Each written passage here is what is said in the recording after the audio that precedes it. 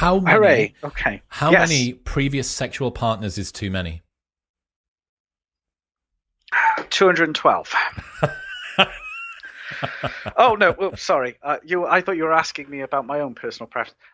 Right. So I did some work with Steve on this, and you're going to really enjoy this because we've got a follow-up study that I'm just writing up at the moment. So we did this study in 2018, I think, 2017, 2018. It actually. So this is one of my claim to fame. This got written up in Playboy. So that's like, oh, we've made it.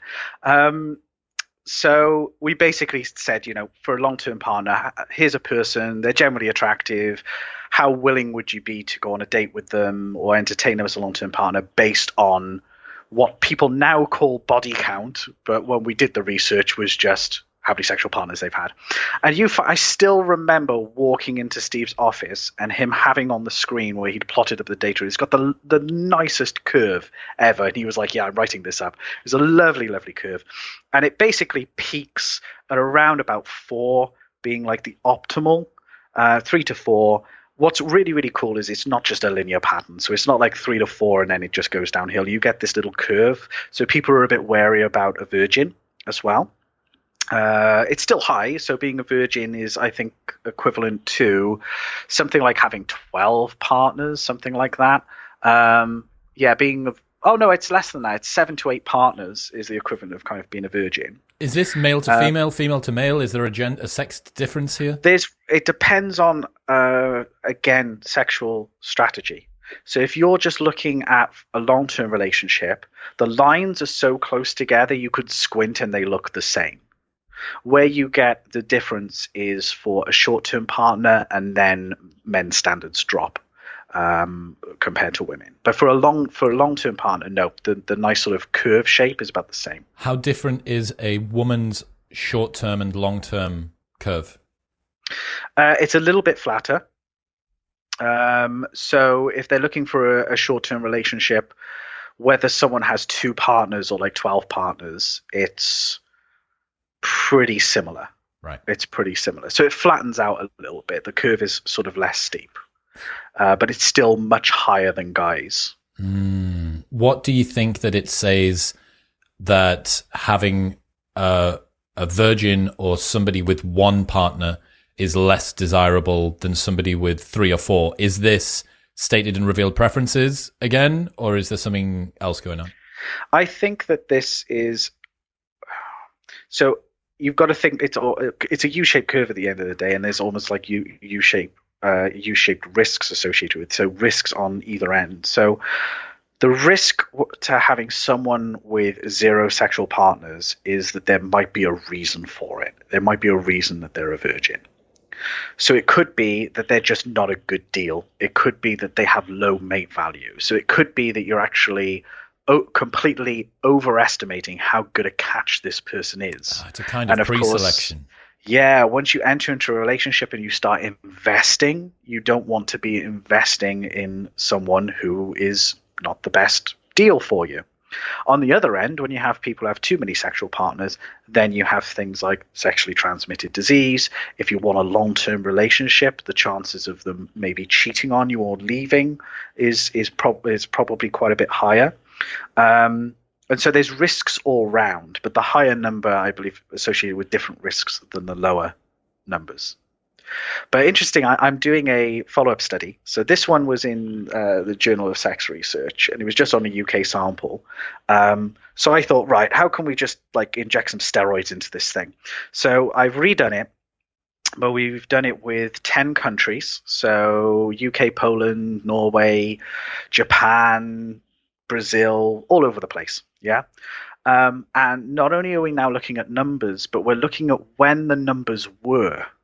Because what I realized is that if you're asking people about 12 partners, and they can make a judgment, but then if you were to say it's 12 partners and 11 of those have been in the last 3 months, that's very different to 11 of them were around about when that person was 18, 19, and 20, and then recently they've only had 1 or 2. Do you see what I mean? Numbers the same, but if you were going to pick someone for a long-term relationship, that's going to commit to you and you might get married to and have kids to, which one are you going for? There's someone who clearly was a bit sexually desirable in their youth and has calmed down a bit, or someone who's actually pretty active now. They're on a tear at the moment. Yeah, absolutely.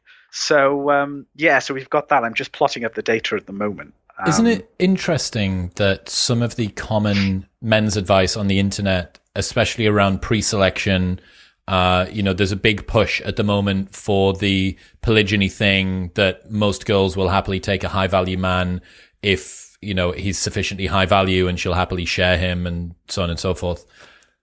That doesn't seem to be borne out in this data, given the fact that men's preference for partners, especially over the long term, and women's doesn't diverge all that much. No.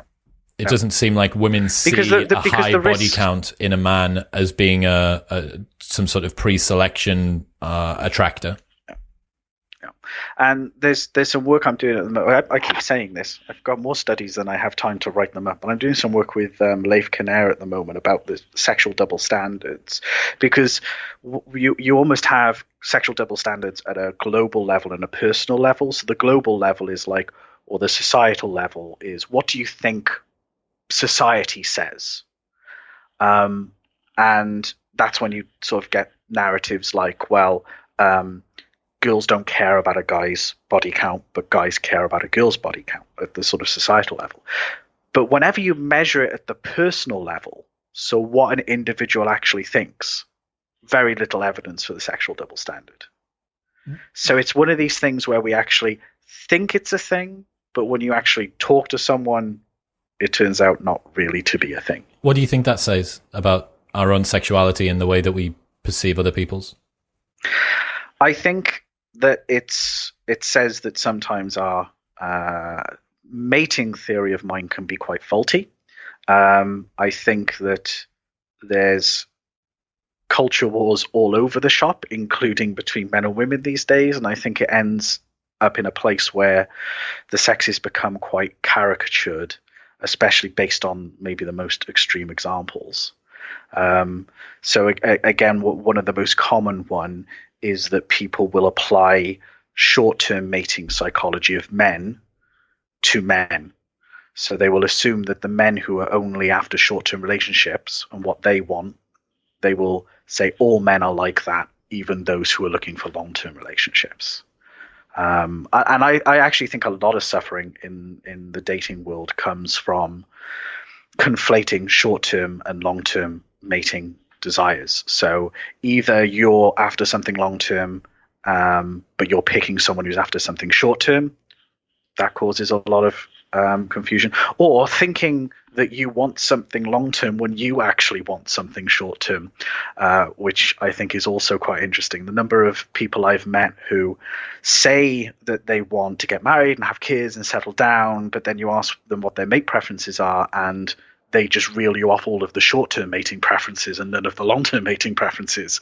It's like, well, actually, it sounds like you just want a short-term partner because you don't care about kindness, you don't care about whether they want kids, you don't care about whether they're good communicators or whether they can empathize well. You just care about, do they look good? Are they good in bed? Are they going to give me resources now? So, yeah, a lot of people are playing the short-term game when they think they're playing the long-term game. I wonder whether that would have a sexed difference. I would imagine that given women not wanting to seem easy, not wanting to come across like they are not valuing their body in the same sort of way, that you may find that women will use "I'm after a long-term mate" as perhaps even their own self-deception in order to perhaps pursue short-term mating goals? I don't know. it's an interesting. So to round out that optimal number of partners, was it almost exactly the same for men and women? Yeah. It was about 4. Yeah, I've got it here in front of me now. About 4. I mean, this was 3 to 4. This was a few years ago, mine. So we're going to see the difference in the new study. I mean, one of the things I can. Up? a little bit? Well, one of the things that we have done is we've looked at like 4 versus 12 versus 36, and the distribution patterns, because we show people actual physical distribution patterns. So here's one that shows that it was recent. The 4 obviously is still an optimal. There's no effective distribution for 4, so it doesn't matter when people had partners. 4 is like a nice solid number. It's when you have the larger numbers, that's when it matters more of when did that happen? Is that something in your past or not? And once you actually send a load of those into the past, the difference between, say, 4, 12, and 36 start to converge a little bit. So it gets to the point where the differences become minimal. So that's quite interesting. It adds that extra dimension. What's happening, people? If you enjoyed that, then press here for the full, unedited episode. And don't forget to subscribe. Peace.